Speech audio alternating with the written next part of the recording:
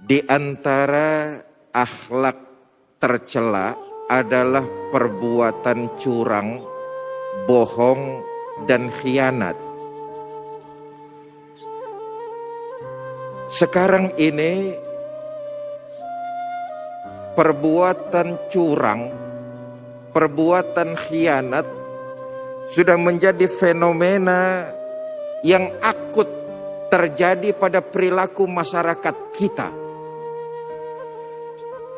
Sebagian mereka ada yang menganggap bahwa perbuatan tersebut berlaku curang, bohong, dan khianat merupakan menjadi sebuah kebiasaan dan mereka tidak menganggap sebuah dosa.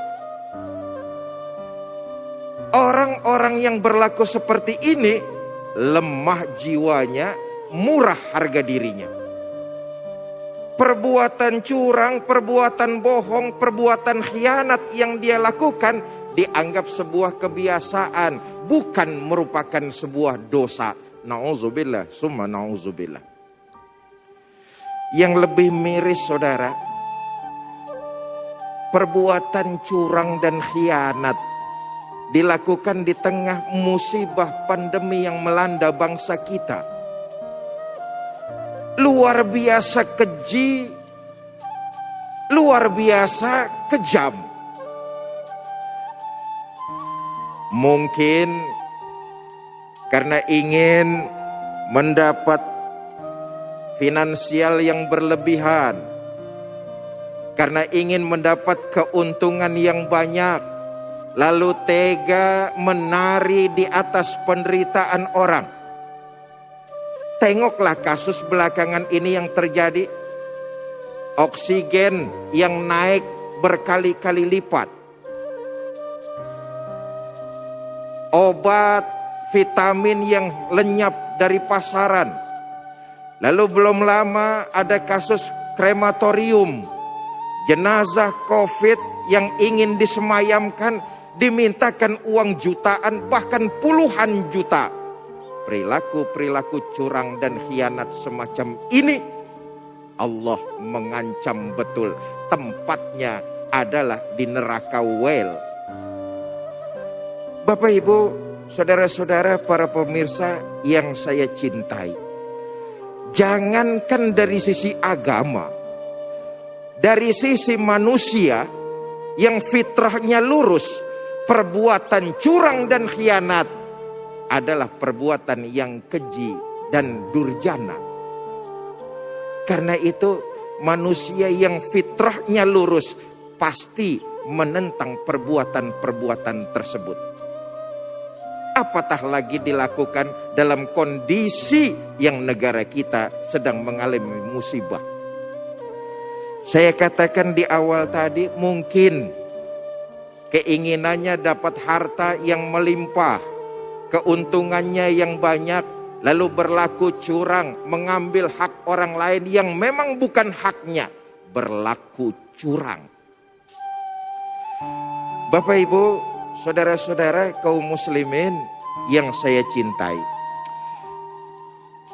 ketika awal hijrah, junjungan kita baginda Nabi besar Muhammad sallallahu alaihi wasallam sampai ke kota Madinah. Ketika itu namanya Yathrib masih. Orang-orang Madinah masih melakukan kebiasaan-kebiasaan jahiliyah. Apa itu? Mereka melakukan kecurangan-kecurangan dalam perniagaannya. Mendapati hal seperti ini, turun wahyu al-mutaffifin. Baginda Nabi menyampaikan wahyu itu kepada orang-orang beriman di Madinah, supaya mereka tidak berlaku curang dalam segala aspeknya. Baik curang dalam peniagaan, curang dalam mengambil hak orang lain, curang dalam waktu, curang dalam segala aspek kehidupan. Maka orang-orang beriman di Madinah ketika itu turun ayat ini, berlaku lurus. Dalam perniagaan misalnya, setelah ayat ini turun, mereka berlaku jujur menjauhi perbuatan curang, malah dagangannya jadi berkah. Bapak Ibu, saudara-saudara, para pemirsa yang saya cintai, perbuatan curang, pangkal masalahnya adalah sifat tamak, sifat rakus bersemayam dalam hati manusia. Rakus. Kalau rakus yang diikuti, kalau tamak yang dituruti, satu nggak akan puas jadi dua, dua nggak akan puas jadi tiga, tiga nggak akan puas dia cari yang lain. Tamak. Maka kata baginda Nabi, manusia itu kalau diberikan satu gunung emas, dia pasti akan mencari gunung yang lainnya berupa emas juga. Manusia akan puas kalau dia sudah disumpal dengan tanah. Artinya apa? Kalau sudah mati nggak punya kepengenan apa-apa, puas sudah.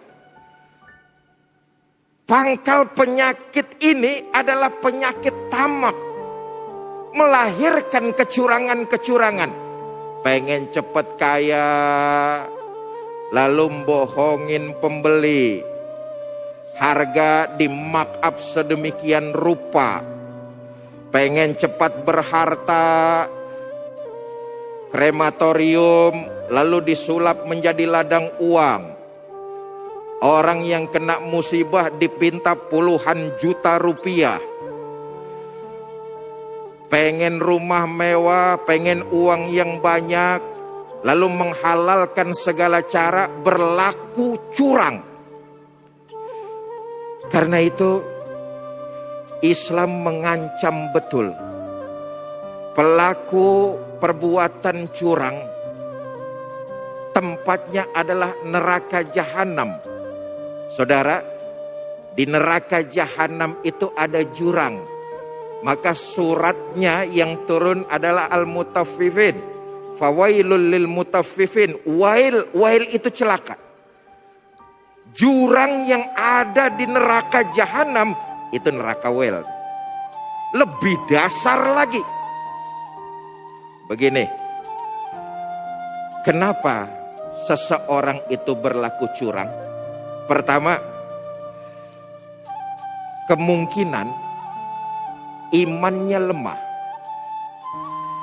Imannya lemah itu dia tidak memahami, boleh jadi, atau dia tidak meyakini bahwa nanti di akhirat semua kita akan dibangkitkan, dimintakan pertanggungjawaban. Apakah mereka termasuk orang-orang yang berlaku curang? Mereka tidak yakin nanti di akhirat akan kami bangkitkan, kata Allah. Semua kita akan dibangkitkan, termasuk pelaku yang curang. Hari apa itu? Hari yang besar, hari yang agung, hari pembalasan. Semua manusia akan dikumpulkan menghadap Allah Azza wa Jalla untuk dimintakan pertanggungjawabannya. Maka pelaku-pelaku curang, baik dalam mencari harta, baik dalam mencari jabatan, baik mencari popularitas, mereka semua akan disidang pada hari tersebut. Karena itu, Bapak Ibu, saudara-saudara, iman yang lemah bisa terjerembab kita untuk mengikuti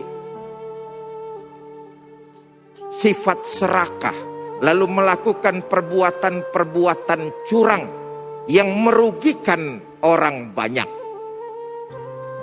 Bisa jadi yang kedua kemudian dari lemahnya iman kita, yang kedua adalah bertemannya kita dengan teman-teman yang punya sifat curang, punya sifat khianat.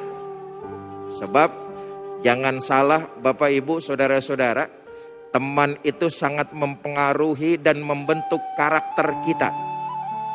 Sebagaimanapun bagusnya kita, kalau berteman kita dengan orang-orang yang bagus, insya Allah karakter kita tetap akan bagus. Tapi bagaimanapun bagusnya kita, kalau kiri kanan depan kita orang-orang pengkhianat yang hadir, orang-orang curang yang ada, lambat laun kita akan ikut menjadi pelaku kecurangan. Na'udzubillah, summa na'udzubillah. Karena itu hati-hati dalam rangka mencari kawan. Jangan sampai punya karakter curang, karakter khianat, karakter bohong. Dampak dari perbuatan curang, jangankan dari sisi agama tadi saya katakan, manusia yang fitrahnya lurus pasti membenci perbuatan curang. Kita lihat dampaknya. Orang yang berlaku curang, pertama, dia tidak akan bisa dipercaya oleh orang lain lagi. Ini bahaya. Sebab kalau orang lain sudah tahu dirinya berlaku curang, maka kepercayaannya hilang, kepercayaannya sirna, kepercayaannya lenyap. Kalau orang sudah tidak percaya, selesai urusannya, dia gali kuburannya sendiri.